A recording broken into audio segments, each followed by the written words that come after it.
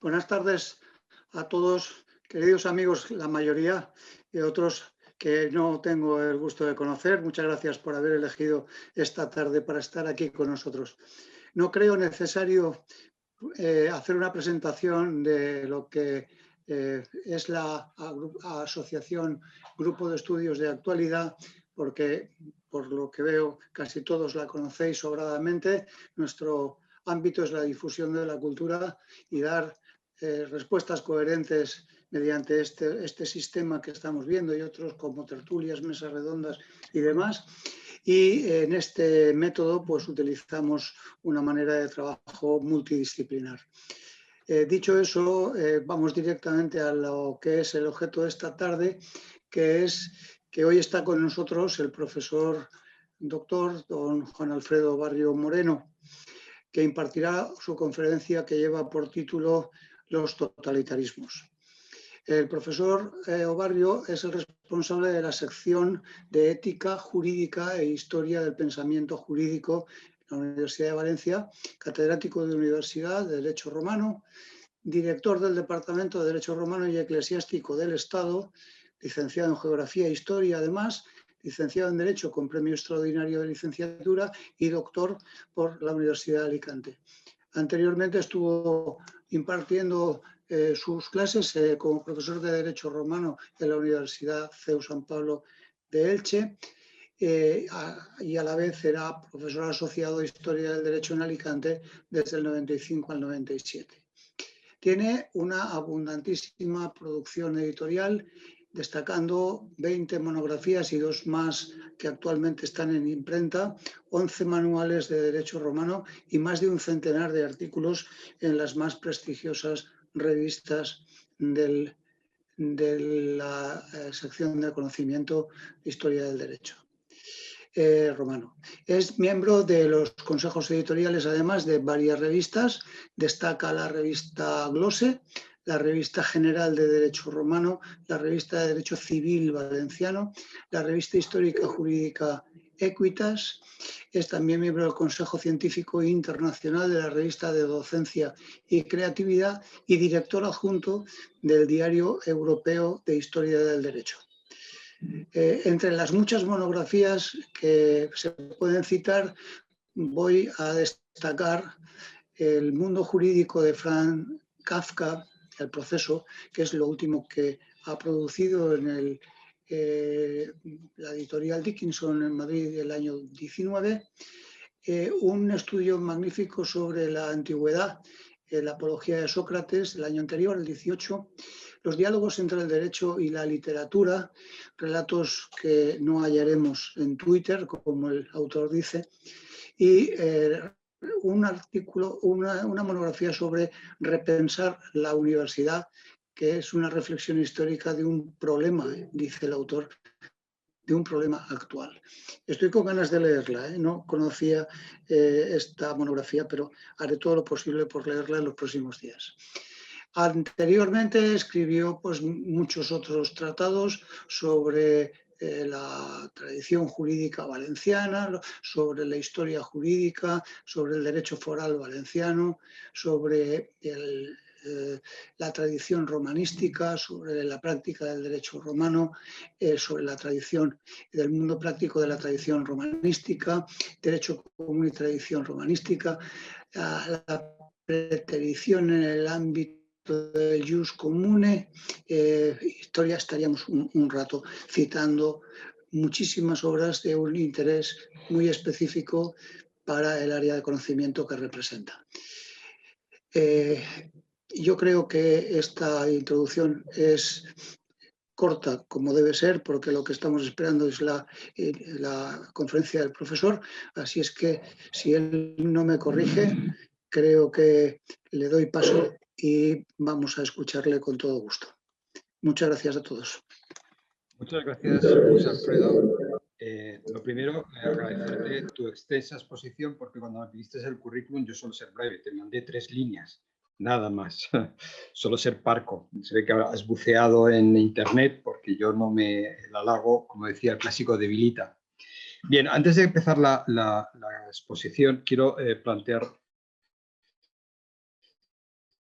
cómo va a ser la estructura, lo que es el origen y desarrollo del totalitarismo, es decir, la idea clásica sobre el totalitarismo, y siempre haré referencia, podía hacer alguna referencia como apoyatura textual de algún clásico, como es por ejemplo Hannah Arendt, pero de nuevo abordaré desde una perspectiva literaria que puede ser muy interesante este enfoque. Y luego una segunda parte que yo creo que puede ser quizá más interesante, que es, me voy a plantear si existen en la actualidad leyes, principios, corrientes que puedan determinar que vivimos no en una sociedad totalitaria, pero sí con políticas totalitarias, que ya digo que sí.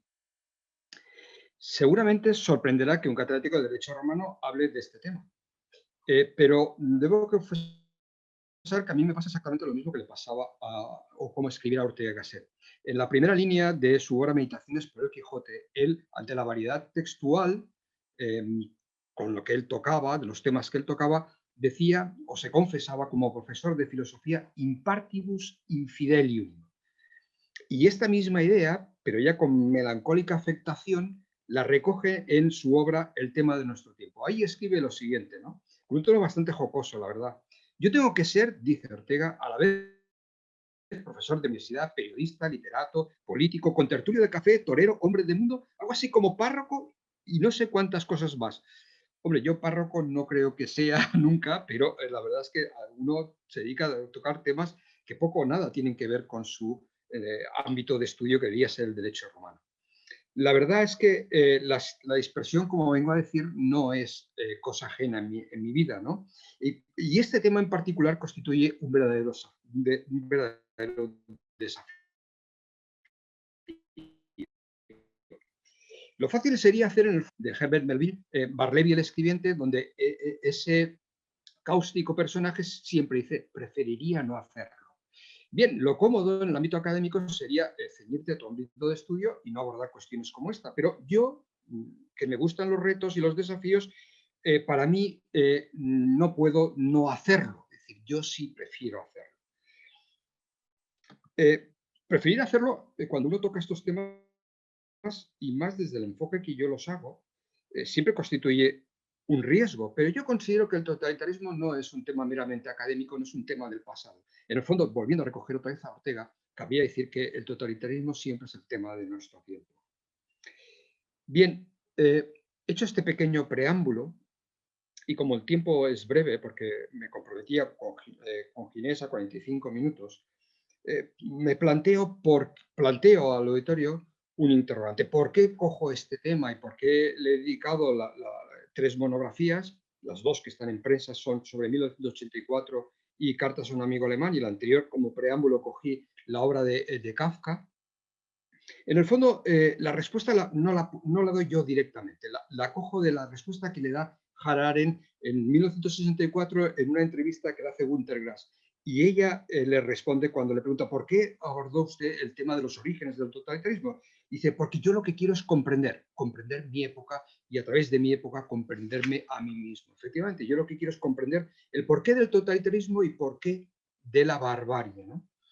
Esta no es una inquietud novedosa. Cuando era estudiante de historia, allá por el año 81, casi en el Pleistoceno, yo me planteaba ya 3 cuestiones. ¿Cómo es posible que el país posiblemente más culto del momento, que era Alemania, pudo caer en el nacionalsocialismo?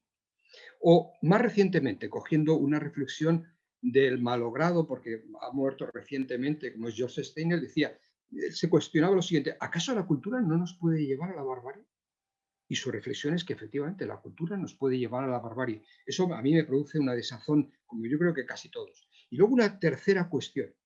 ¿Qué fue de aquel Aude Sapere? Es decir, ¿qué fue de aquel sueño de la Ilustración donde planteaba que el conocimiento nos llevaría a salir de la minoría de edad?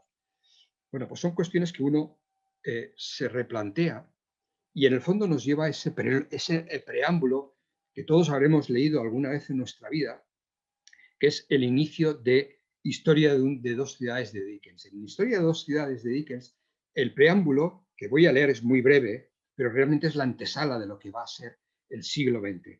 Dice así, era el mejor de los tiempos, era el peor de los tiempos, la edad de la sabiduría y también la de la locura. Era la época de las creencias y de la incredulidad.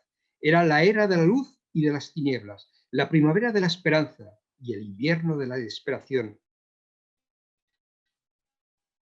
Todo lo poseíamos, pero nada teníamos.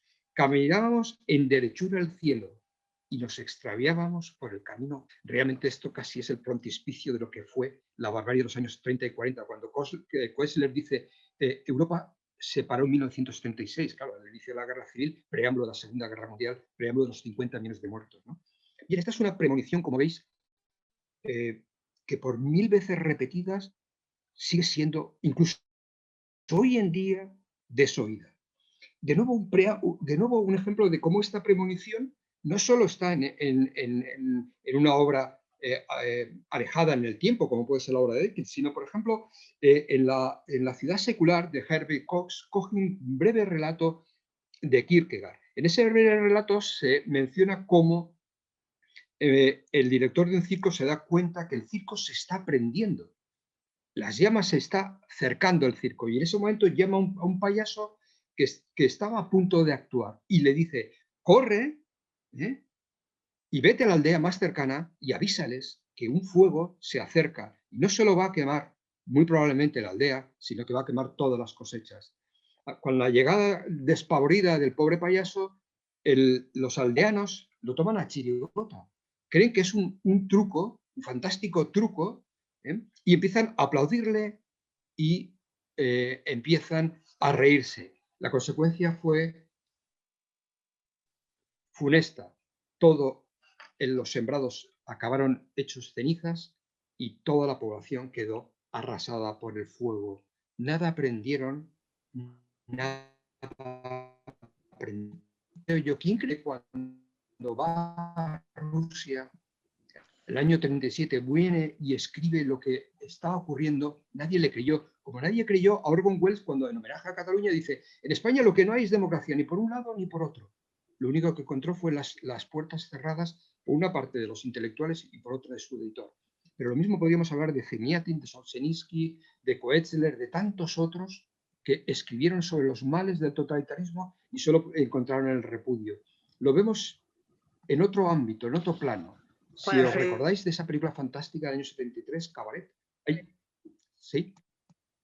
No sé si alguien me ha interrumpido. En Cabaret hay una escena que a mí de S.A.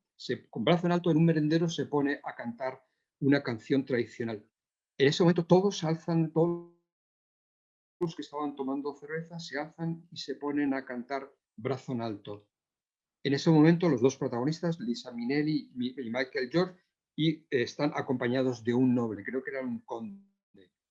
Michael York le dice, ¿todavía piensas que le vamos a poder detener? El noble baja la cabeza y cabizbajo se va y los deja a un lado. Era consciente de que no, la hiedra del mal no se podía detener. Ciertamente, cuando leemos estos textos y cuando recogemos en nuestra mirada lo que fue la barbarie del totalitarismo, en sus tres ámbitos, el fascismo, el nacionalsocialismo o el comunismo, desde luego el desasosiego se nos apodera, ¿no? Y se nos apodera porque es lógico, el siglo XX, que estaba destinado a ser el siglo del progreso, fue el siglo del genocidio, del terror, de la censura, de la propaganda y sobre todo, no solo ya de la falta de privacidad, sino de los campos de exterminio. De nuevo un texto literario, Octavio Paz, que prácticamente nos resume todo lo que fue una época. Dice lo siguiente, el siglo XX ha sido el siglo de las ilusiones, pero también el siglo de las ilusiones perdidas, no se equivoca. La ideología política continua del siglo XX ha creado esquemas más o menos geométricos en los cuales ha querido cerrar la realidad, pero la realidad se ha cruelmente. Yo diría que es la historia de Cuba, de la Argentina, de Videla, de Chile, de Pinochet, de la Venezuela de Maduro o de antes de Chávez y de tantos y tantos países. Continúa diciendo, en consecuencia no hay que esperar demasiado de la política. Es cierto, eso lo digo yo. La política es el arte de convivir y no el arte de cambiar, no el arte de cambiar al hombre. La política no es una religión, en consecuencia no puede salvar a los hombres.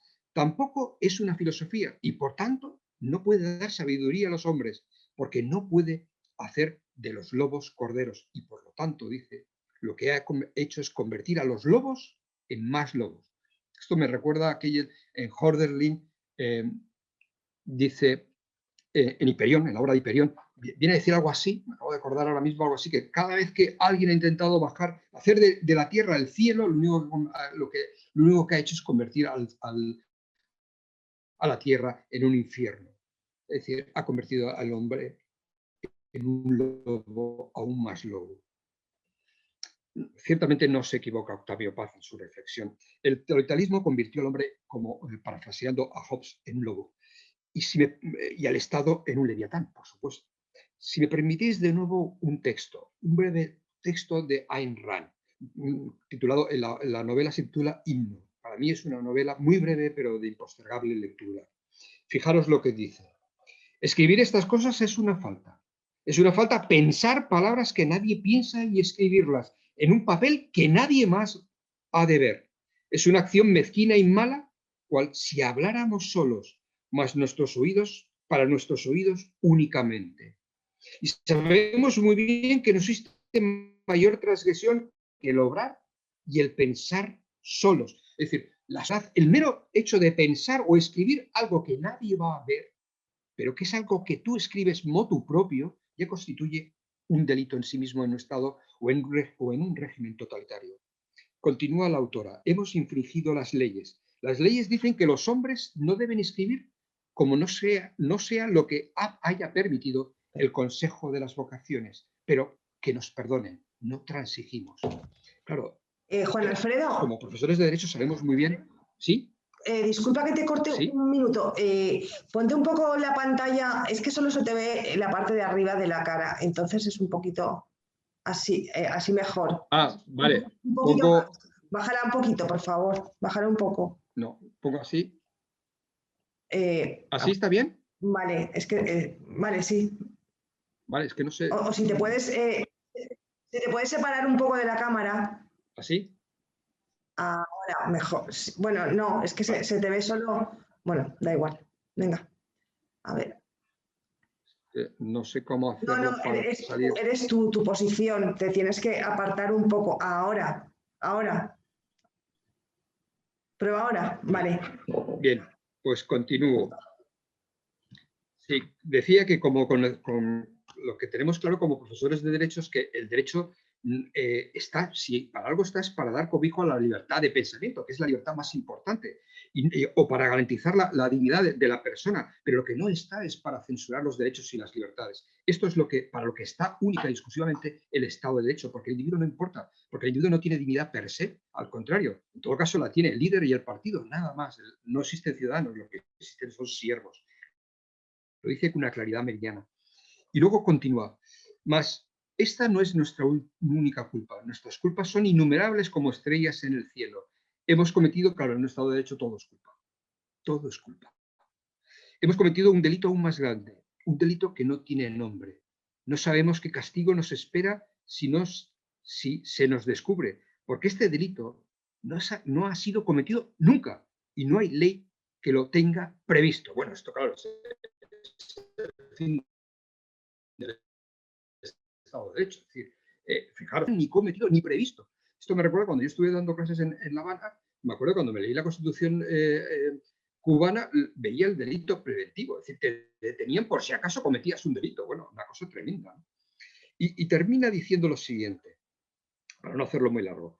Tratamos de ser como nuestros hermanos, porque todos los hombres deben de ser iguales. Esto es el paradigma de la uniformidad, paradigma del totalitarismo. Dice, en el frontispicio del Palacio del Consejo Mundial hay una lápida que en ella están grabadas unas palabras que nos repetimos a nosotros mismos cuando nos salta la tentación. Somos uno en todos y todos en uno. No existen hombres sino solo el grande nosotros. Uno indivisible y para siempre. Claro, si comparamos este lapidario con el que está en el frontispicio grabado de Harvard o de Yale, donde están grabadas en mármol las palabras veritas et lux. ¿Qué diferencia, no? O sea, aquí todos somos uno porque no podemos... Decía, Jung decía lo siguiente, nacemos originales y morimos como copias. Eso es el ideal de un régimen totalitario. Claro, es el ejemplo de la estatificación que decía Ortega en la rebelión en las masas. Dice lo siguiente Ortega, este es el mayor peligro que hoy amenaza la civilización, la estatificación. Es decir, el intervencionismo del Estado, la absorción de toda espontaneidad por parte del Estado, lo que conlleva a la anulación de la historia y del ser humano, todo aquello que nos nutre y nos empuja a ser distintos como humanos. Y en ese momento el Estado nos aplasta y nos agosta definitivamente nuestro porvenir, que bien lo explica como siempre Ortega, ¿no? Llegados a este punto, tengo que plantear, ¿y qué es para mí el totalitarismo? Y doy varias respuestas. Mi respuesta, la primera y la más clara, es la destrucción del ser humano. Lógicamente, es la destrucción del ser humano y por lo tanto es la destrucción de la civilización y de la cultura. ¿Por qué? Porque lo que el totalitarismo lo que nos lleva es a que el pensamiento se agoste, se seque y se aniquila. Es lo que sucede cuando, por ejemplo, leyendo al doctor Fausto de Thomas Mann, esto es la verdad, la libertad, el derecho y la razón no serán reconocidos ni tendrán, como sabéis, tuvo que emigrar saliendo del horror nazi y se fue a los Estados Unidos, pero aún así escribió un libro fantástico que eran proclamas radiofónicas para alentar de lo que era el poder omnímodo del nacionalsocialismo. Pero también ese poder omnímodo que nos lleva a cegar la inteligencia. Luego queda el resto, que es la propaganda y el Ismail Kadare, que es un autor albano. Y que se titula El Palacio de los Sueños. Ahí cuando narra te delataba. Terrible, es una metáfora preciosa, pero terrible, ¿no? Claro, te delatan ¿por qué? Porque el Estado es el dueño y señor. El dueño y señor de la vida física y de la vida interior, no solo la espiritual, incluso lo que uno sueña. Wenceslao Milosz, que fue premio Nobel en el 80, poeta polaco, tiene una obra que ahora mismo se ha ido salto al cielo, pero viene a decir lo siguiente, en el año 50 decía, yo en París, que una corbata con un color diferente, una sonrisa a destiempo, una frase que no fuera ortodoxa, me podía delatar como partidario de Occidente. Es decir, cualquier rasgo nos puede delatar. Y eso lleva a que, como decía la autora, ¿cuál es el gran pecado que yo hemos creado? Que yo hemos cometido.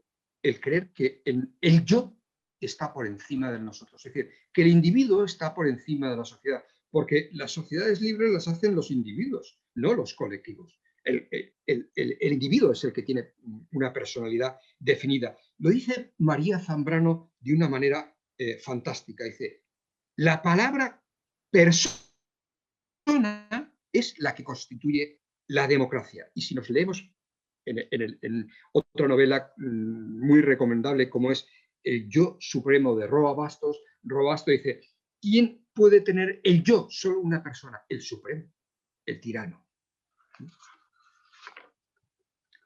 Asimismo, el totalitarismo, otro ejemplo que podríamos plantear o que simboliza lo que es el totalitarismo, lo vemos también en otro ensayo en este caso.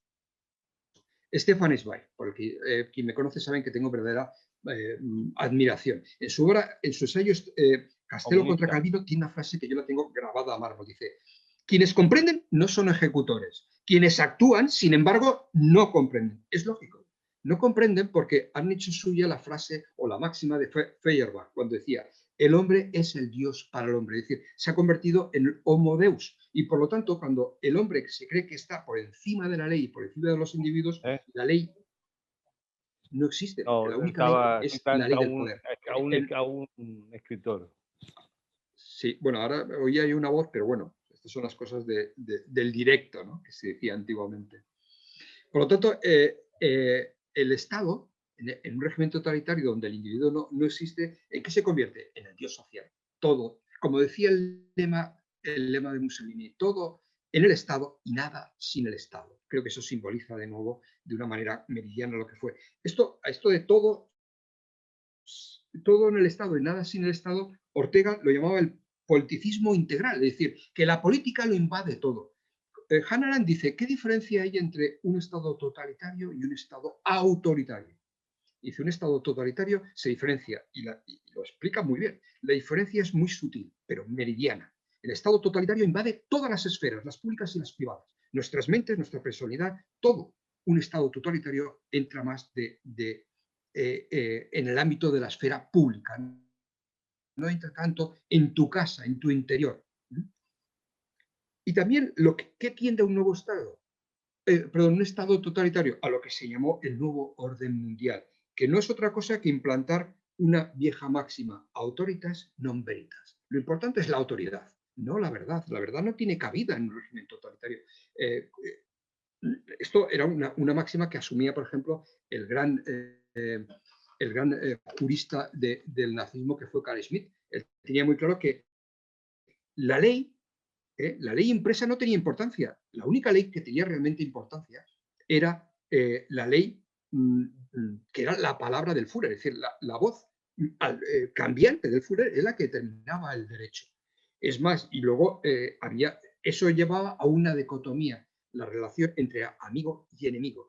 Y no eras enemigo en virtud de los afectos, sino de las consideraciones ambientales política. Es decir, la política podía determinar que tú eras enemigo, no en tanto que me cayeras bien o mal, sino en tanto que tú tenías una opinión diferente a la voluntad expresada por el líder del momento. Claro, esa autoritas non veritas lleva a un autor como Albert Camus en El hombre rebelde, lleva a decir, cuando no existe verdad, existe autoridad. Autoridad extrema. ¿Y eso se consigue cuando? Cuando el líder tiene libertad absoluta. Yo les digo siempre a mis alumnos, la libertad absoluta no existe. Eso es muy peligroso. Claro, el ejemplo más claro es la libertad absoluta la tiene ¿quién? El líder. ¿Por qué? Porque para él no existen cortapisas, no existe Estado de Derecho y por lo tanto su voluntad prima sobre conciencias, sobre reglamentos o sobre constituciones. Hay un texto un autor que yo he conocido hace poco, que es Horvath, porque solo escribió dos novelas, que dice, ¿qué es el totalitarismo? Y pone un ejemplo que a mí me parece subyugante. Dice, el totalitarismo, en una sociedad totalitaria o en un régimen totalitario, dice, era aquella sociedad donde bailaban la cobardía con la virtud, la mentira con la justicia, la compasión con la fuerza, la malicia con el valor. Cierro comillas. Y yo digo, en ese baile, y nunca tenía cabida, desde luego, era la razón. ¿Por qué? Porque de nuevo recojo una máxima o dos máximas que se pueden vertebrar en una, de Albert Camus, en un artículo que se llama Testigo de Libertad, que está en Crónicas. Dice, la vida se puede visualizar en dos máximas. No hay vida sin diálogo y no hay vida sin persuasión. Efectivamente, no hay vida sin Sócrates. Evidentemente, porque Sócrates es el diálogo, pero es la persuasión a través del diálogo, de la palabra que hace que el hombre crezca en dignidad, en cordura y en riqueza espiritual. Claro, reivindicar el diálogo y reivindicar la persuasión no es otra cosa que reivindicar Sócrates y Descartes, Atenas, Roma o Jerusalén. Y lo que no es, desde luego, es reivindicar la intolerancia, la Inquisición, Calvino contra Castelo, el Gulag o los campos de exterminio. Porque cuando se impone la intolerancia siempre estará frente al Dios crucificado o contra el Sócrates, que, bueno, él, como sabéis, no le llegan a ejecutar porque se inmola antes, ¿no? Se toma veneno antes, cicuta, quiero recordar, un día antes de ser ejecutado. Voy a recoger un ejemplo de un testigo fidedigno de esta época. Simone Weil, en su libro Echar Raíces, dice, nuestro tiempo está tejido de bajezas y de crueldades, que a mí me recuerda mucho su estilo poético al de María Zambrano, que María Zambrano es luego no solo filósofa, no solo es una gran discípula de Ortega, sino que es una poeta en sí misma, ¿no? cito textualmente, quienes someten a las masas humanas por la violencia y la crueldad, las privan a un tiempo de dos alimentos vitales, la libertad y la obediencia. Multitud de signos muestran que los hombres de nuestra época están desde hace tiempo hambrientos de obediencia, pero se han aprovechado la ocasión para darles esclavitud. Qué gran reflexión. Han aprovechado sed que el hombre en el fondo tiene siempre de que más o menos le dirijan, ¿no?, la masa, que diría Ortega, ¿no?, el hombre masa. La sociedad está, claro, él plantea, la sociedad es una élite y el vulgo es una masa, que está deseosa de ser escuchada, pero sobre todo deseosa de ser dirigida. Bien, pero una cosa es que hoy eso habría que matizarlo mucho, pero bueno, lo importante, y es una idea que caló mucho en los años 20, 30, ¿no?, y 40, pero lo malo es que, como dice muy bien, se aprovecharon estas ideologías no para conducir, como el buen pastor que debía haber conducido, sino para esclavizar. En el fondo, lo que estamos es ante un Estado sin historia, un Estado donde solo prima el ser supremo. Y lo leemos, cuando prima el ser supremo, lo leemos en ese filósofo que fue asumido por el nacionalsocialismo, que fue Nietzsche, y que en su así habla Zaratustra, dice lo siguiente: el ser supremo lo que busca es derribar y no demostrar, volver loco a uno y no convencer, y la sangre es para él el mejor de los argumentos. Claro, y cuando la sangre es el mejor de los argumentos, nos viene a la mente 1984 y su protagonista Smith, que dice, cuando es torturado en la habitación 101, que dice, llega a afirmar y a creer firmemente que 2 y 2 son más 5, y llega a asumir los 3 lemas que se leen continuamente: la guerra es la paz, la libertad es la esclavitud, la ignorancia es la fuerza. Es decir, la inversión de los valores y de los principios, es decir, la inversión de todo lo que hemos creído durante 2000 años, se hace patente cuando la violencia física y la moral cala tan hondo que no solo te destroza los huesos, sino que te destroza tu personalidad. Bien, esta es la primera parte donde más o menos, con rapidez, porque sé que el tiempo se abrevia, ¿qué fue el totalitarismo? Pero lanzamos una pregunta irreverente. Vivimos en un tiempo que todavía se pueden atisbar políticas totalitarias o leyes o escasamente democráticas. Hay un artículo de Muñoz de Molina que a mí me interesa muchísimo. En él hace la siguiente reflexión. Dice, todo el mundo piensa que vivir en un estado de libertad es lo propio de la sociedad. Dice, no, eso es mentira. Lo propio de la sociedad, si uno mira los 2000 años de evolución o 2500 años de evolución, es la violencia. Y lo que tenemos que estar siempre es muy precavidos, como guardianes entre el centeno, de que la violencia, o si quieren ustedes, la intolerancia, no se apodere de nuestra sociedad, que no se filtren leyes totalitarias y que se cuelen. Porque claro, el totalitarismo chusco, negro, de los años 30 y 40 es fácil de ver, pero leyes que pueden caer de rondón, si no estamos muy precavidos, podemos no darnos cuenta, y realmente son, a mi juicio, leyes que tienen un tinte escasamente democrático. Decía Ortega una gran verdad, porque se la ha interpretado mal. Dice, es falso decir que en la vida deciden las circunstancias. Decía, no, las circunstancias son el dilema. Lo que nosotros tenemos que tener muy claro es cómo hacemos frente a las circunstancias. Es decir, ¿nos callamos o realmente levantamos la voz? Y a nosotros nos toca pronunciarnos. Y sé que me muevo en arenas movedizas. Sé que no es políticamente correcto lo que voy a decir, y menos en mi ámbito académico. Incluso alguno de los que estáis ahí no tendré vuestro beneplácito. Y seguramente vosotros, alguno de vosotros, puede discrepar abiertamente. Estáis en vuestro derecho. Ahora bien, el mío consiste en pensar en libertad y escribir, escribir con honestidad. Diría más, mi deber como profesor universitario me obliga en conciencia a no caer en esa estéril y funesta equidistancia, es decir, no sentirme colonizado por el pensamiento único. ¿Esta es una opinión personal mía? Bueno, no, es una opinión que tiene cada vez, bueno, no sé si cada vez mayor calado, pero desde luego tiene un gran calado. Voy a poner varios ejemplos, pero sobre todo uno. Cuando yo hablo de la dictadura, de lo políticamente correcto, vemos, al menos para mí, con verdadero beneplácito, como en la revista Harper se firma un manifiesto generalmente por intelectuales de izquierdas desde Noah Chorket Atwood o Rowling o Winton Marsalis, o en España se suma a este manifiesto autores como César Antonio Molina, Fernando Sabater, Luis Alberto Villena o Jaume Casals. ¿Qué vienen a decir en este manifiesto? Que la intolerancia se está imponiendo en nuestra sociedad. Voy a leerles brevemente algunos de sus párrafos. Dice: el libre intercambio de informaciones e ideas, oxígeno de una sociedad libre, es diariamente reprimido. Lo censurador se está extendiendo más ampliamente en nuestra cultura. La intolerancia hacia las perspectivas opuestas, la moda de la humillación pública y el ostracismo, nos está llevando a una certitud moral cegadora. Y continúa, hago un salto, dice: editores despedidos, libros retirados del mercado, periodistas vetados, profesores investigados, escritores y artistas y periodistas perseguidos. Salto en el manifiesto. La manera de derrotar las malas ideas es la exposición, el argumento, la persuasión. Sócrates, en el fondo.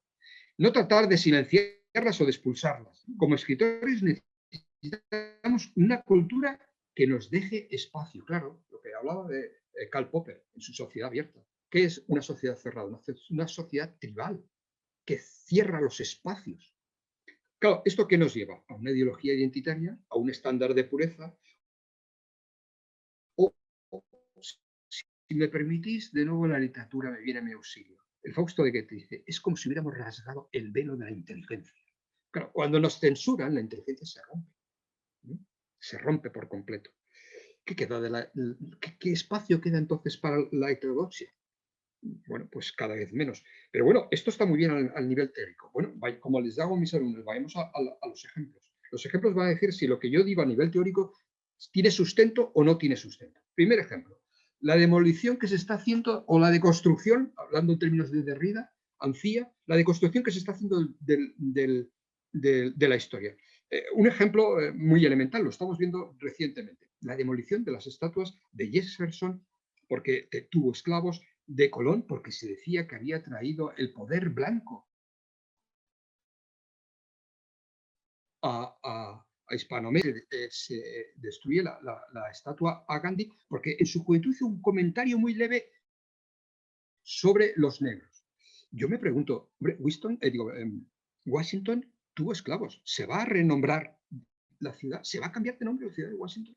Pues eso parece ser que no se haya cambiado. Bien, esto me lleva a mí a Robespierre, ese pequeño canalla que hablaba de la República de la Virtud. Bueno, esa República de la Virtud llevó, como ustedes sabéis, o como vosotros sabéis, a 166.000 muertos, y si contáramos las guerras consecuencia de la Revolución Francesa, a 5 millones de muertos. Segundo ejemplo, Fahrenheit 451. La censura de los libros. Uno puede decir: hombre, tampoco es para tanto, que no es para tanto. Veamos. Libros que han sido censurados: La cabaña del tío Todd, Las aventuras de Huckleberry Finn, que hacían nuestras delicias en nuestra infancia, La aventura de Tom Sawyer, El Señor de los Anillos. Del Señor de los Anillos, un autor americano dice: es que no se han respetado el derecho de los orcos. Toma. Libro que yo adoro, por cierto. En un decálogo reciente de la Escuela Feminista de Comisiones Obreras se dice que la escuela se debe feminizar y, por lo tanto, se tiene que eliminar autores misóginos. Entre ellos destaca Neruda, premio Nobel, los Marías, Pérez de Reverte, Kant, Rousseau, etc. Como ven, autores que hay que desprestigiar. La Escuela Tebar de Barcelona retira 200 libros infantiles, entre ellos Caperucita Roja y La Bella Durmiente.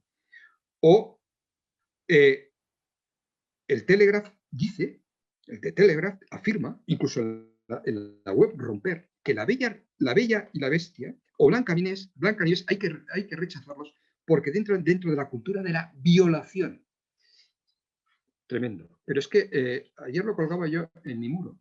Disney ha quitado de su catálogo infantil a Peter Pan, a Dumbo, a La Dama del Vagabundo, El libro de la selva y Los Aristócratas. Yo me pensé, no sé, serán vídeos, como hace tiempo que no los veo, pseudopornos. No, lo quitan por su contenido racista. Es decir, que Dumbo, yo me entero a mi edad, a los 58 años, que Dumbo y Peter Pan o los aristogatos son racistas. O sea, hay gatos que son racistas, cojonudo. Me voy a plantear si mi perro es vamos, es un supremacista blanco y que está a punto de asaltar también el Congreso de los Estados Unidos. Bueno, no, porque es pequeñito y es negro, entonces me imagino que no, pero estuve a punto de plantearme, ¿será mi perro un supremacista ario? En fin, yo creo que es algo alucinante. Pero iríamos a más. Por ejemplo, en la Universidad de Londres se plantea un grupo de estudiantes de filosofía que tienen que quitar a los autores, a los grandes filósofos como Kant, porque se consideran que, claro, se está denigrando a los pensadores negros. Bueno, es algo alucinante. ¿Nos acordamos del marxismo de los años 50 y 40? ¿Nos acordamos de aquello? Yo sí. Algunos se ve que no se acuerdan, pero yo sí. Tercer ejemplo, la ley de la memoria histórica. Los historiadores conocemos bien a Theodorov, uno de los grandes historiadores que ha trabajado el tema del totalitarismo. En su obra La experiencia totalitaria dice, ¿qué ha aportado el totalitarismo? Entre otras cosas, la manipulación completa de la historia. Y nosotros hacemos un oxímoron, memoria, historia. Vamos a ver, como historiador tengo muy claro que la memoria no forma parte de la historia. Lo explico. La memoria se tiene o se posee en virtud de cada persona. La historia se sabe, se conoce, se investiga, se requiere de un estudio, de una escrupulosa investigación y de un preclaro entendimiento. La memoria es natural, selectiva y espontánea. La historia se nace de la reflexión. La memoria es el punto de partida y la historia es el punto de la llegada. O sea, a mí que me digan que la historia va a hacerse por un comité y que va a ser lo que dictamine el boletín oficial del Estado, a mí eso me recuerda al Ministerio de la Verdad de Orwell y me horroriza, sinceramente. Cuando yo estaba en segundo de carrera estudiamos sobre el feudalismo, el libro lo debo tener por ahí, y era un libro precioso, era un debate continuo entre Paul Duby, Paul Suessy, etc. Todos eran opiniones contradictorias. ¿Esto cómo se teje? Porque solo tiene que haber una verdad. De Stuart Mill, en ese libro fantástico sobre la libertad, dice dos grandes cosas que yo suelo enseñar a mis alumnos. A la verdad se llega cuando se dialoga con distintas opiniones. Y la sociedad se dinamiza siempre que existe diversidad de pensamiento y de expresión. Si existe memoria histórica, ley de memoria histórica, la opinión de Stuart Mill queda en el vertedero. Cuarto ejemplo. Y último, creo que me cojo al tiempo fijado. Este es más coloquial, pero se visualiza tanto. Anuncio del Corte Inglés en el Día de la Madre. El anuncio del artículo, no sé si os acordaréis, esto hace un par de años nada más. Decía algo así, que es lo que yo hubiera dicho de mi madre, o que lo que me gustaría, o sea, imposible que los alumnos dijeran, que la madre es 97% de entrega, 3% de egoísmo y 0% de rechazo. O sea, 97% de entrega a sus hijos.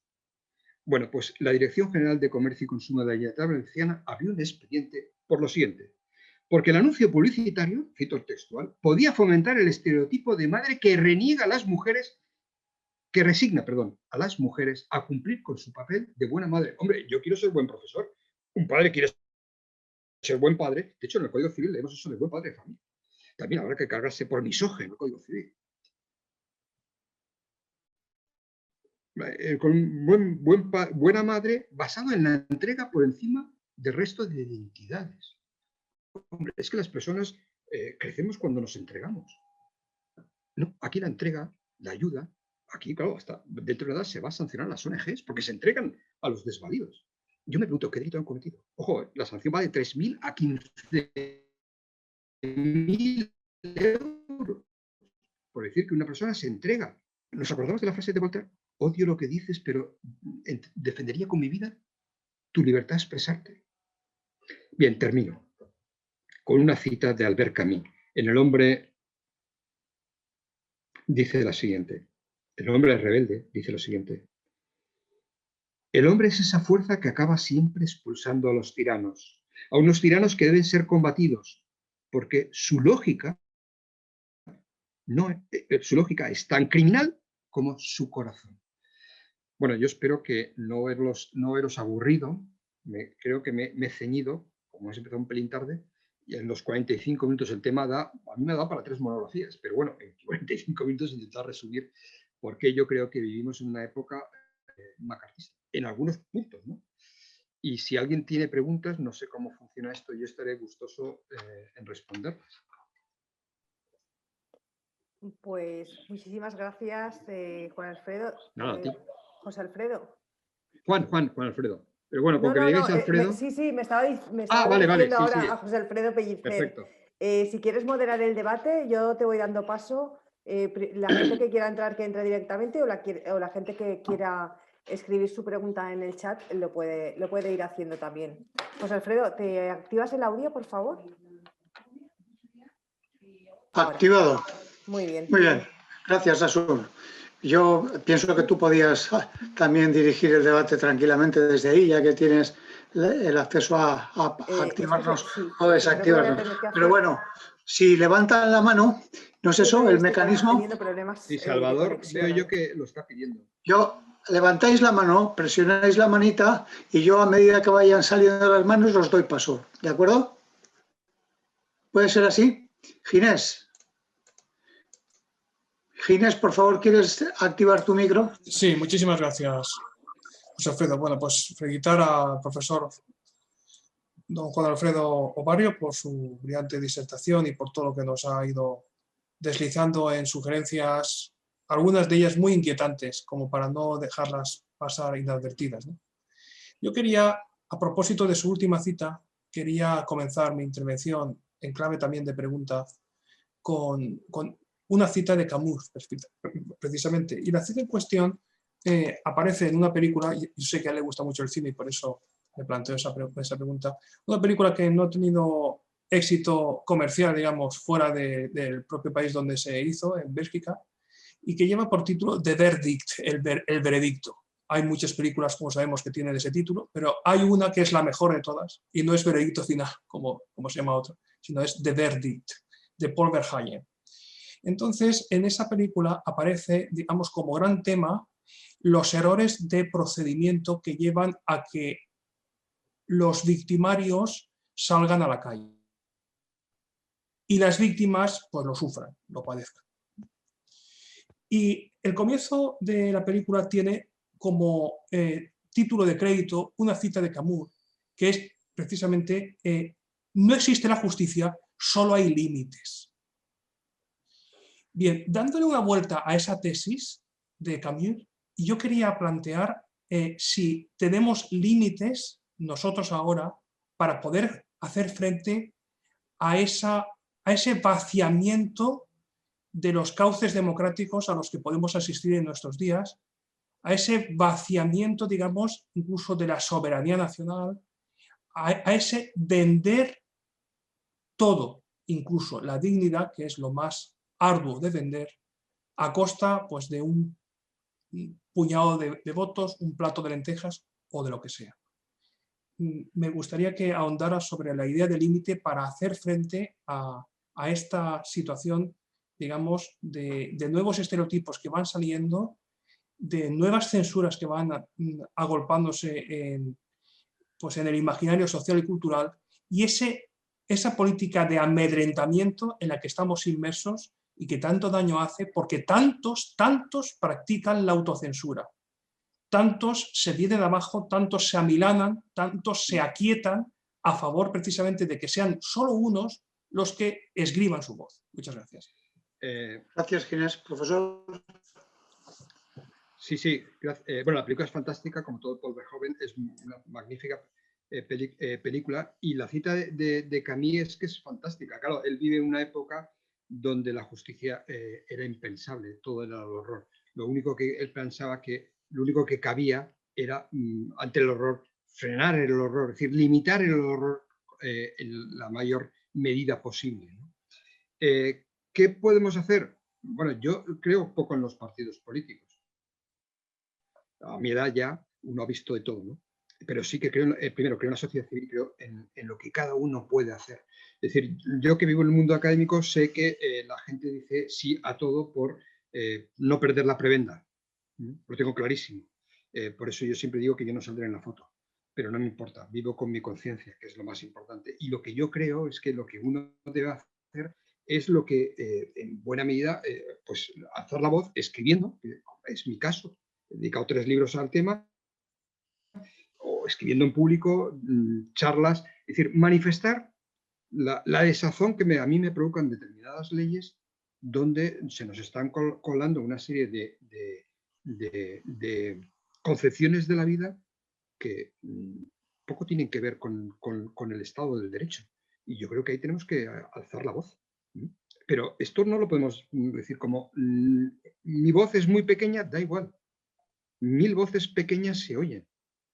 Entonces yo creo que cada uno en su pequeña parcela, si cada uno en nuestra pequeña parcela ponemos el quesito, al final hemos hecho la figura entera. Yo creo que es una responsabilidad de cada uno. Cada uno no tiene que tener miedo. Yo no tengo un gran altavoz, además soy de cenáculos pequeños. No me gusta estar pero escribo lo que puedo y me manifiesto tal cual es. Yo creo que más o menos con eso he contestado a tu pregunta.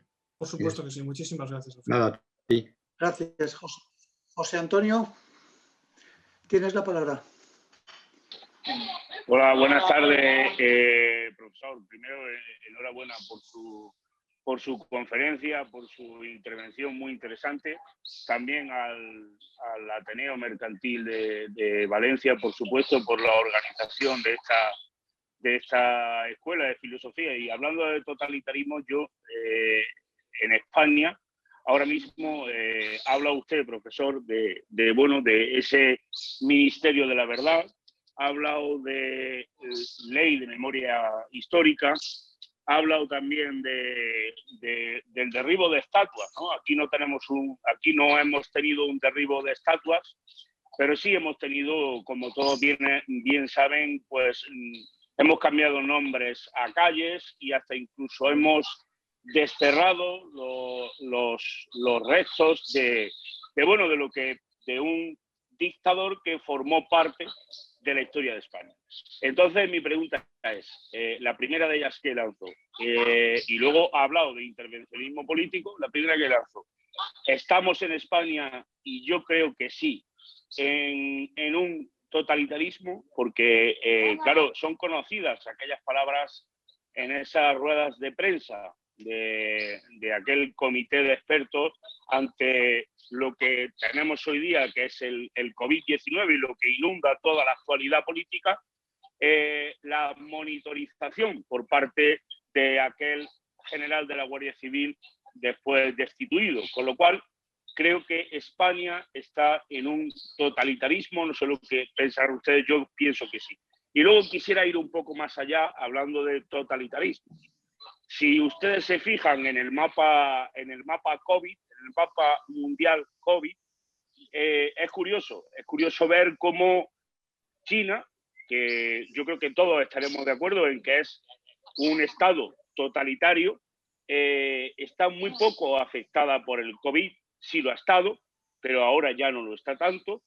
Si ves los mercados, ves la bolsa, ves los índices, su PIB está creciendo cada día más. No voy a hablar de Rusia, pero también me podría ir a Rusia. Y bueno, venimos de unas elecciones en Estados Unidos, la democracia por antonomasia en el mundo, donde se ha derrocado a un presidente que yo creo que en algunas cosas de las que dice lleva razón. Sí, por supuesto, yo no voy aquí a cuestionar la democracia en Estados Unidos, ni el sistema electoral, ni muchísimo menos, pero por supuesto yo creo que la segunda pregunta que lanzo, la primera era si en España nos encontramos ante un totalitarismo o vamos a eso, porque yo creo que se está cuestionando y mucho el Estado de Derecho. Y la segunda es si estamos ante una tercera guerra mundial. Muchas gracias. Bien. Gracias, José Antonio. Nada, a ti, José Antonio. Sí, yo no comparto la idea que estemos en un país totalitario. Bueno, Antonio, silencia. Perdón, profesor. Fijaros, José Antonio, silencia. Muy bien, muchas gracias. Una cosa fantástica que se puede hacer son instituciones como el Ateneo Mercantil, que abre espacios abiertos a la opinión pública, abierta a cualquier opinión. Bueno, eso es un ejemplo de lo que realmente encomiable de instituciones como el Ateneo Mercantil o como la institución que ahora mismo nos acoge. Es decir, que crean espacios para que la gente pueda hablar, conversar. Eso ya es un impulso. ¿Por qué digo que yo no creo que estemos en un estado totalitario? Porque no es un totalitarismo a la carta, o sea, no es un modelo totalitario. Es decir, aquí hay partidos políticos y yo puedo hablar, esto no es Venezuela, yo puedo hablar sin miedo a que lleguen las 6 de la tarde y me encuentre en mi familia con un tiro en la nuca. Pero sí, lo que yo sí digo es que en este país hay leyes, en este país y en general, hay leyes o hay políticas que restringen las libertades de los individuos. Y, por ejemplo, para que tú lo veas claro, un personaje tampoco sospechoso de ser de extrema derecha, como es Sabina, hace 3 años, no creo que más, en el país decía, es que yo estoy tan asustado que dentro de nada en mis letras, y perdón porque te utilizo alguna que otra palabra soez, decía, no puedo poner ya ni putas, ni negros, ni maricones. Y esto lo dice Sabina, es decir, ya tienes miedo a ver qué puedes decir porque te pueden. Entonces, hay políticas que realmente están restringiendo, porque yo siempre digo que cuando alguien ofende, está en ley, eso es el Estado de Derecho. Cuando uno tiene miedo a, por ejemplo, el lenguaje inclusivo, que hay con verdadera certeza, está diciendo que eso es una barbaridad, porque lo ideal es economizar las palabras y además está el neutro. O sea, bueno, pues en el ámbito universitario se nos insiste que tenemos que utilizar el lenguaje inclusivo y yo desde luego me niego. Esas imposiciones no son propias de un Estado de Derecho y yo ante eso realmente me niego. Y hombre, yo ruego a Dios que no haya una tercera guerra mundial. No soy adivino y yo espero que no, pero claro, nunca lo puedes decir. O sea, yo no veo todavía un visos de tercera guerra mundial. Esperemos que no llegue a eso, porque sería realmente, bueno, el COVID podría ser un juego de niños. Gracias, Juan Antonio. Gracias a los dos. No veo ninguna petición de palabra, pero les animo a utilizarla. Yo sí quería. José Alfredo, Salvador tiene la mano. Claro, Salvador está desde el principio. no veía la manita, perdona. Ahora. Salvador, tienes la palabra. Por fin, gracias. Sí, estabas desde el principio. A Juan Alfredo. Sí, vamos a aprovechar para que Alfredo se ponga, toque un poco la pantalla del portátil para verle la cara entera de una vez. Vale, no, así, fenomenal. Vale, me pongo erguido. Vale. Exacto, es que así te vemos entero, por lo menos al final. Vale, Salvador, puedes continuar. Cuando hablamos de totalitarismos, estamos pensando en los enfoques tradicionales, estatistas, manifiestos. Pero si vemos las actuales tendencias, tal vez debidas a que ese tipo de estrategias se ven muy claramente que están condenadas al fracaso, se está utilizando un totalitarismo del dejar hacer, el totalitarismo de la negligencia. Y las leyes actuales están fomentando precisamente eso, el libertinaje, que es una forma de totalitarismo. Las leyes pro-gender y demás, el relativismo, etcétera, etcétera, precisamente van en esa línea. Entonces, sería como hizo Marx, hablar de libertad para abusar de ella y provocar precisamente la destrucción de la cultura. Entonces, yo no sé si has pensado en la dictadura del dejar hacer. Muchas gracias, Salvador. Bueno, eso es lo que yo antes estoy totalmente en tu línea. Es el pensamiento líquido. El pensamiento líquido. Que hablaba Bátimo. Efectivamente, estamos ahora. Yo hablaba antes que el totalitarismo clásico es el totalitarismo chusco, o sea, el que vemos simbolizado en los años 30. ¿No?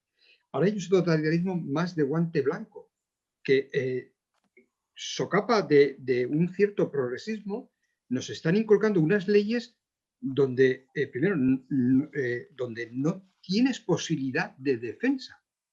No tienes, por ejemplo, la violación, por ejemplo, de la presunción de inocencia para los hombres es una barbaridad. El pilar fundamental del proceso, desde el derecho romano, es precisamente la salvaguarda de la presunción de inocencia. Hoy vemos que en España y en muchos países hay leyes donde la presunción de inocencia no existe. Si no existe presunción de inocencia, que me digan a mí qué diferencia hay entre la Argentina de Vidal, la de Pinochet o la de Cuba de los Fideles a lo que pueda haber con esta ley, en concreto en esta ley. Lo que pasa es que no puede ser en esta ley trasvasada al conjunto. Por eso digo, no vivimos en un país totalitario. Eso sería una aberración. O sea, no caigamos en un negacionismo o pensar que vivimos en los años 30 o 40. Yo eso no lo sostengo. Pero sí que veo leyes como tú y ese dejar hacer, y sobre todo una sociedad adormecida, porque daros cuenta que una de las grandes fórmulas que utiliza los regímenes totalitaristas son los eslóganes, es decir, frases cortas para que la gente no piense. Hoy los jóvenes viven de eslóganes. Y es lo que tú decías, dejar hacer, porque, bueno, yo no pienso, yo no reflexiono, ese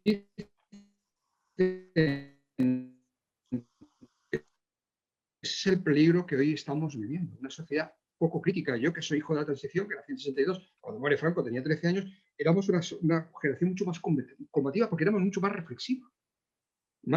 Hoy, desgraciadamente, la reflexión, los cauces de reflexión están llevando al contrario, son cauces de odio y se ven en las redes sociales, ¿no? Que es un ejemplo de totalitarismo realmente preocupante lo que estamos viendo.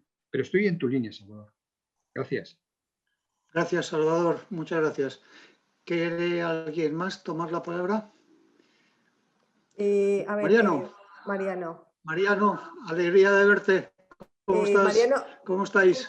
Mariano, te tienes que activar el audio para poder hablar. Luego le daremos paso abajo a la izquierda. a Antonio. Mariano, abajo a la izquierda tienes un micro.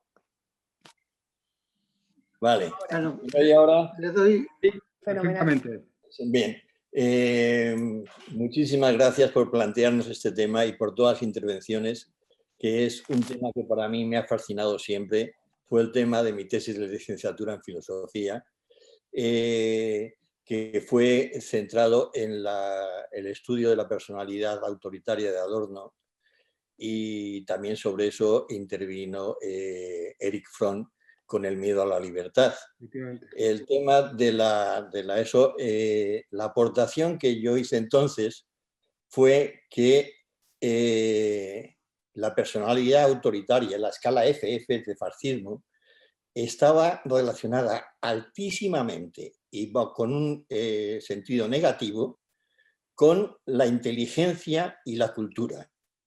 Es decir, el tema es que cuando una persona es crítica, cuando una persona es inteligente, tiene su propia opinión, pero el soporte del autoritarismo, de la personalidad autoritaria, es que la gente no sabe pensar por sí misma, no sabe decidir por sí misma, no tiene libertad para expresar lo que realmente piensa.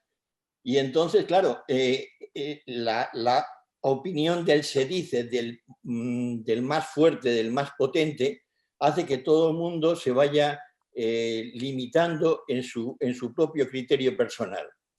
Entonces, la inteligencia y la cultura es la mejor solución para evitar el fascismo, o la personalidad autoritaria o los totalitarismos. ¿Esa es la reflexión que me haces? Sí. Bien, Mariano, en parte sí, en parte no.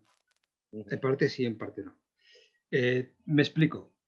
En la Alemania conozco mucho más que el régimen soviético, pero a nivel de filosofía. En Alemania de los años 30 y en la Italia de los años 20 y 30, los grandes intelectuales estaban con el régimen nacionalsocialista el fascismo italiano. Gentile, por ejemplo, en Italia, o, por ejemplo, Heidegger. Tiene un libro que yo he leído este verano de el catedrático de filosofía francés Emmanuel Lafayette, analizando la obra de Heidegger. Heidegger entró, Hitler entra en 30 de enero y en marzo ya entra en el partido. Su mujer había entrado en el año 23 y desde siempre había ido incluso a clase vestido con trajes paramilitares. Es decir, bueno, tú has mencionado a la escuela de Frankfurt, Adorno. Bueno, Adorno, Marcuse, yo no los considero gentes democráticos, para nada. Es decir, es lo que decía, ojo con eso.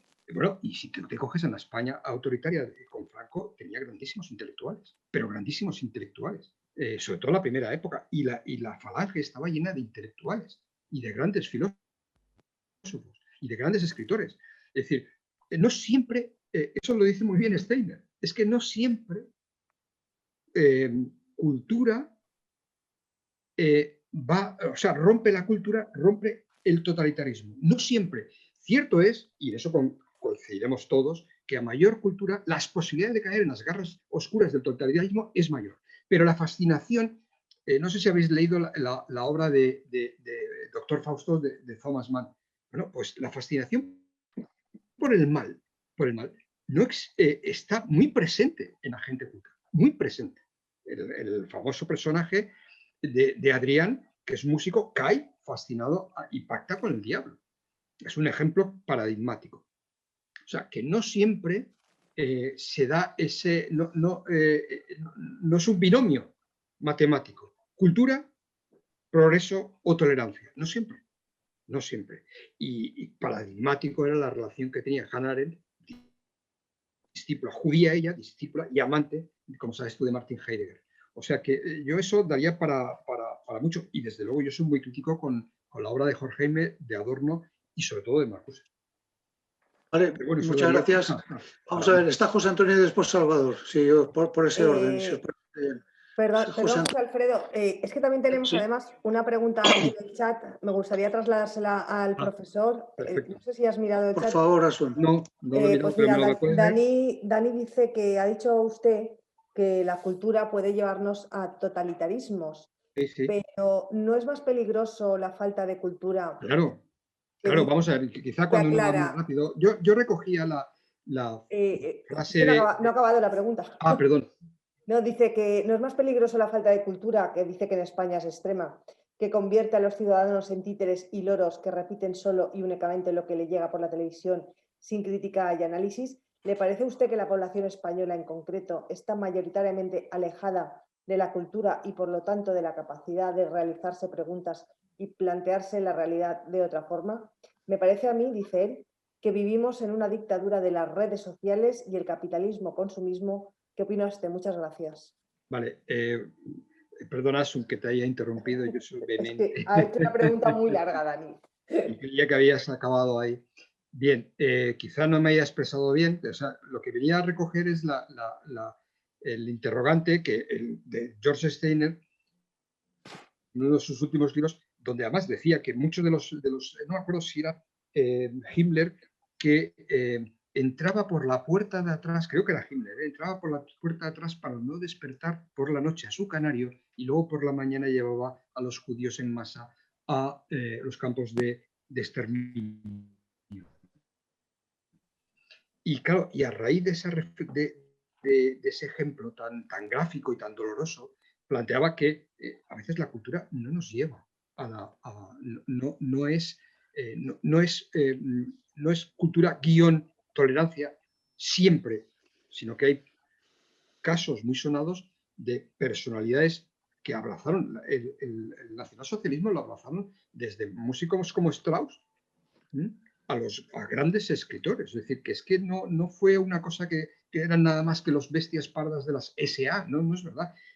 Hay un libro publicado en Acantilado por Ingrao, que es sobre los intelectuales en las SS, y tú te lees el listado y eran tíos clavos, profesores, eran personalidades en la esfera académica. Entonces, bueno, eso por una parte. Y quería matizarlo, ¿no? Ahora, que la cultura, por supuesto, es la herramienta mejor para que el hombre crezca. Bueno, mi vida ha sido, yo siempre digo que estoy hecho de hojas de papel y de fotogramas. Es decir, para mí leer es condición sine qua non del ser humano. Y en esto me achacaréis de elitista, pero cuando uno ya tiene 58 años se da cuenta que la cultura, por desgracia, no es de masas, es de... es más bien elitista. La gran cultura es elitista. Yo les pregunto siempre a mis alumnos, ¿quién lee? Y bueno, uno se queda con un desasosiego profundo. Y un ejemplo voy a decir. ¿Cuál es el programa más visto en televisión española? Sálvame. ¿Cuál es la cadena más vista? Telecinco. En mi casa no es que esté prohibida, porque yo no prohíbo nada, pero en mi casa no se ve. Es decir, eso es radiografía de una sociedad. Y bueno, que las redes sociales estamos viendo que este país, teóricamente, la juventud mejor preparada, yo me río de eso, pero bueno, solo tienes que ver el odio que destilan en sus comentarios en las redes sociales, desde luego es para preocupar y mucho.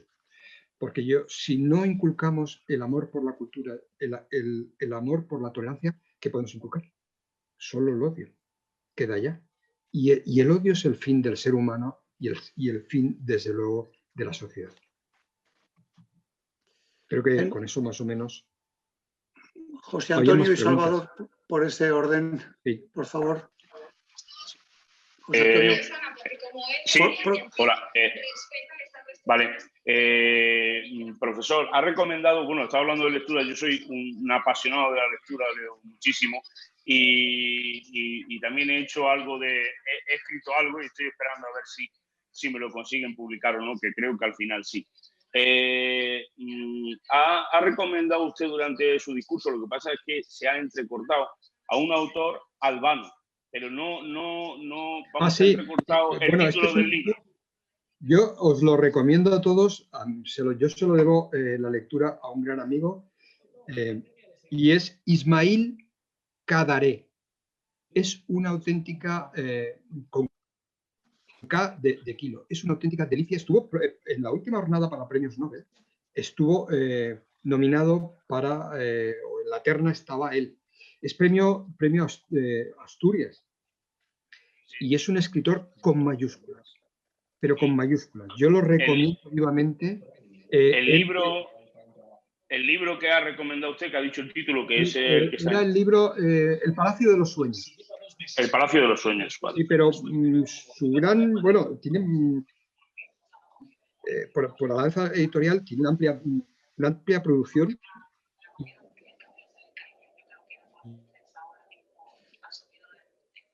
Ya está, José Antonio, vamos a dar la palabra a Salvador, ¿qué te parece? Sí, muchas gracias. Salvador, activa el micro, por favor. Perdona. En relación a la cuestión que se ha planteado y que Asun ha formulado, ¿la cultura puede favorecer o no el totalitarismo? Si se entiende la cultura a partir de la derivación, tanto por la izquierda como la derecha hegeliana, en cuanto que la cultura anula la subjetividad, haciendo lo subjetivo objetivo, trata al sujeto como un objeto. Es decir, el alumno, el lector, es un tragatemas. La cultura, en cuanto que dé posibilidad al debate, al diálogo, a la creatividad, es otra cosa. Precisamente se está defendiendo en todo el modelo gender esta idea de la cultura en la cultura, el espíritu, negar el cuerpo, el espíritu objetivo, no el espíritu como la tercera dimensión de la persona. ¿Para qué? Para, a través de los estudios, hacer una reconstrucción previa de construcción, Derrida, y reestructurar los pensamientos de la gente y uniformizar, haciendo de la sociedad un conglomerado que es un totalitarismo. Es decir, en este caso es la cultura manipulada, que es la de Hitler y de los totalitarismos actuales. Por ejemplo, repetir consignas que sintetizan una cultura, como yo he visto en Venezuela, socialismo muerte. Y así tenemos muchos ejemplos. Y la cultura, si se respeta tal y como es la cultura, y que cada sujeto dialogue con el escritor, con el cuadro, con la sinfonía, etc., entonces sí que humaniza. Porque soy yo, como sujeto, el que tomo la iniciativa y descubro nuevas dimensiones a ese libro, a esa novela, etcétera, etcétera. Pero por otra parte, cuando se manipula la cultura, viene el eslogan, el encorsetamiento y tenemos ya la objetivación de las personas. Entonces, tanto el exceso de dejar hacer como el exceso de totalitarismo convierten a todos como individuos dentro de un conglomerado. Perfecto. Salvador, primero, yo pienso que Derrida ha hecho muchísimo daño con la deconstrucción, pero bueno, eso daría. Para no elevarnos tanto y que a lo mejor la gente lo pille, lo que tú has dicho, que yo estoy totalmente de acuerdo. La cultura, el problema que tiene es que la cultura te puede llegar a hacerte soberbio y a plantear que lo que tú dices es verdad y cuando lo que tú dices no se acepta, quien no lo acepta tiene que ser réprobo, se convierte en un hereje. Voy a poner un ejemplo para que todo el mundo lo visualice. La gran amistad que tenía, y que así lo manifiesta Simone de Beauvoir, entre Sartre y Camus, se rompe cuando Camus no asume los postulados de la Unión Soviética. Claro, es decir, una persona con una amistad se puede llegar romper cuando una persona no acepta los postulados político-culturales que marca un determinado eje, un determinado partido o un determinado grupo de amigos. Es decir, la cultura puede servir para imponerse a través de la cultura. Otro ejemplo, Sócrates frente a los sofistas. ¿Qué hacían con los sofistas? ¿Buscaban la verdad? No, buscaban vencer con la palabra. Quien buscaba convencer no era Protágoras, era Sócrates. ¿Quién murió? ¿Quién fue condenado? Sócrates. Es decir, la cultura como paradigma de crecimiento es una maravilla. Es decir, al principio fue el verbo, lo leemos en San Juan. La cultura es lo que nos hace crecer como personas, pero exponencialmente. La vida te ayuda, las conversaciones te ayudan, pero leer te abre una infinidad de mundos. Ahora bien, nos tiene que servir para crecer interiormente y para ayudar a los demás, pero hay gente que no lo utiliza solo para crecer en sí mismo, lo utilizan para imponer su criterio de verdad. Y eso, la escuela de Frankfurt, por ejemplo, yo lo veo, porque claro, quieren imponer un concepto marxista y yo creo que hicieron mucho daño y especialmente en las universidades americanas. Pero bueno, no es este momento. Pero estoy totalmente de acuerdo contigo, Salvador. Que conste que yo soy profesor de Derecho Romano. Lo que decía al principio, ¿no? Que soy impartibus infidelium. Sí, bien, ¿alguna más? Gracias, profesor. ¿Tenemos alguna intervención más? ¿No? Bien, yo quisiera apuntar una idea final para clausurar este interesantísimo coloquio, y es que no sería yo si no hablara de educación. Y se ha estado hablando de cultura, pero yo entiendo que la educación es el instrumento por el que se puede alcanzar la cultura. La educación es la genética de nuestra ética. Entonces, la consecuencia de lo que estoy diciendo es que si en la educación se intoxica, si en la educación se vulnera, si en la educación se miente, no se puede alcanzar una cultura. No se puede de ninguna manera nada más que ser un vehículo, como estaba diciendo Salvador y algunos más que han participado. Entonces, si en este momento ya no solamente no educa el profesor, sino que, como algunos dicen, educa a la tribu, y la tribu se dedica al astroturfing, a las fake news, a los bots y a cualquier otro medio de mentir con presión mediática por dinero, pues llegamos a un punto en el que yo no sé ya cómo definir la cultura.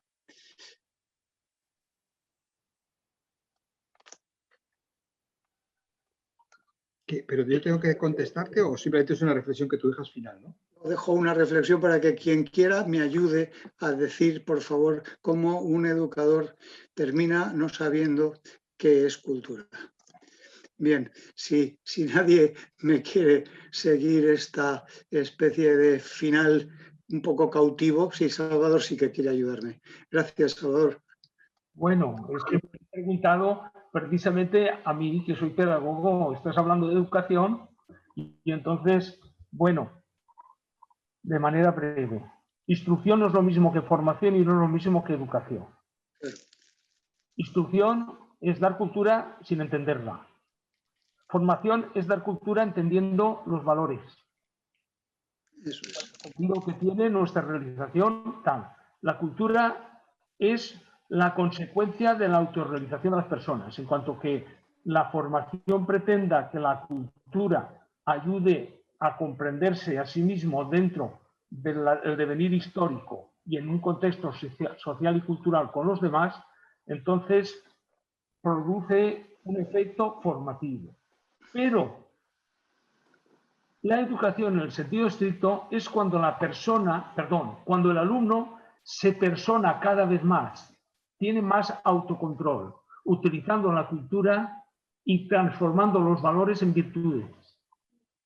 Por lo tanto, la cultura es un instrumento, de tal manera que la educación es un proceso, no es un fin, que utilizando la enculturación, mediante procesos de socialización, llega a realizarse cada vez más como persona autónoma, libre, independiente, en colaboración con los demás, dentro de comunidades concretas. Es una descripción muy breve para responderte. No sé si es válida. No, quería provocar el conflicto entre educación, cultura, Estado y todo lo que ello significa de manipulación. Pero claro, académicamente no puedo estar más de acuerdo con lo que acabas de decir. Además, hemos provocado al profesor Martínez Roda, que ha levantado la mano porque está intentando intervenir, y si os parece bien le doy la palabra. Federico. Ya sé que estamos fuera de hora y lo siento, pero es que José Alfredo ha sacado un tema que da para mucho, aunque entronca directamente con lo que ha dicho Alfredo Barrio y además también sobre todo con lo que ha dicho Salvador. Aquí el tema es que ¿cuál es el primer Ministerio de Cultura que se crea? El de Goebbels. Entonces, no. De los primeros, pero no vamos. Aquí la cuestión es porque André Malraux con el. No, cultura de Goebbels es anterior. Pero no era. Pero da igual. Lo que yo quiero decir es que cuando hay un Ministerio de Cultura, lo dice muy bien Gustavo Bueno. O sea, ahora las sociedades, o mejor dicho, los estados, quieren imponer una visión identitaria.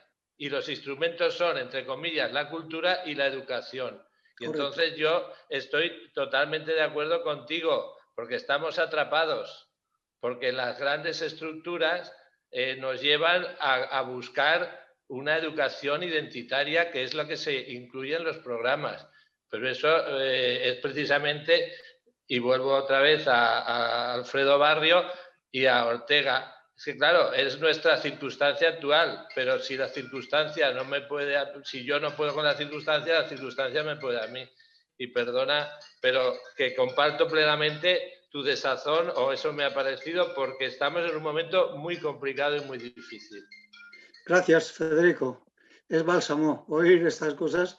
Si nadie quiere intervenir y dada la hora, yo creo que le doy la palabra a Asun para que finalice este prolongado debate, que por otra parte quiero felicitar a todos los intervinientes y por supuesto al profesor Barrio por su espléndida conferencia.